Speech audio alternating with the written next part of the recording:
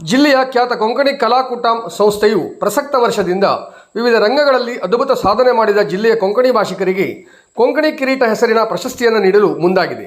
ಮೊದಲ ಪ್ರಶಸ್ತಿಗೆ ಜಿಲ್ಲೆಯ ಸಹಕಾರಿ ಧುರೀಣ ಸೇಂಟ್ ಮಿಲಾಗ್ರಿಸ್ ಕ್ರೆಡಿಟ್ ಸೌಹಾರ್ದ ಕೋಆಪರೇಟಿವ್ ಸೊಸೈಟಿ ಲಿಮಿಟೆಡ್ನ ಕಾರವಾರದ ಅಧ್ಯಕ್ಷರಾದ ಜಾರ್ಜ್ ಫರ್ನಾಂಡಿಸ್ ಅವರಿಗೆ ಆಯ್ಕೆ ಮಾಡಲಾಗಿದೆ.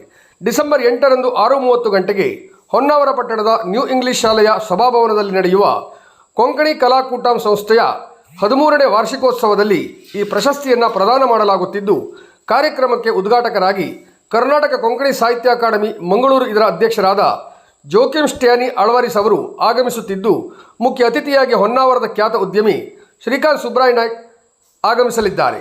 ಸಂಸ್ಥೆಯ ಅಧ್ಯಕ್ಷರಾದ ಸ್ಟೀಫನ್ ರೋಡ್ರಿಗಿಸ್ ಮಾಹಿತಿ ನೀಡಿದ್ದಾರೆ.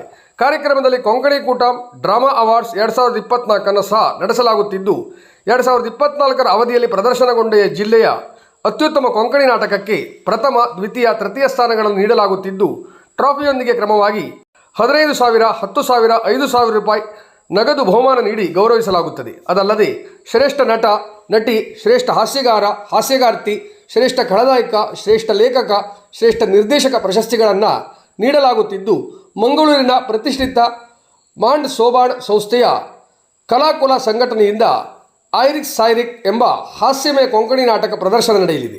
ಸಾರ್ವಜನಿಕರು ಹಾಗೂ ಕೊಂಕಣಿ ಅಭಿಮಾನಿಗಳು ಹೆಚ್ಚಿನ ಸಂಖ್ಯೆಯಲ್ಲಿ ಆಗಮಿಸಿ ಕಾರ್ಯಕ್ರಮವನ್ನು ಯಶಸ್ವಿಗೊಳಿಸಬೇಕಾಗಿ ಸಂಘಟಕರು ವಿನಂತಿಸಿದ್ದಾರೆ. ಸುದ್ದಿಗೋಷ್ಠಿಯಲ್ಲಿ ಸಂಸ್ಥೆಯ ಪ್ರಧಾನ ಕಾರ್ಯದರ್ಶಿ ಜೇಕಬ್ ಫರ್ನಾಂಡಿಸ್, ಸಂಚಾಲಕರು ಎಡ್ವಿನ್ ಡಯಾಸ್, ಕೋಶಾಧಿಕಾರಿ ಎಪಿಫನ್ ಫರ್ನಾಂಡಿಸ್, ದೀಪಕ್ ಲೋಪಿಸ್ ಮುಂತಾದವರು ಉಪಸ್ಥಿತರಿದ್ದರು.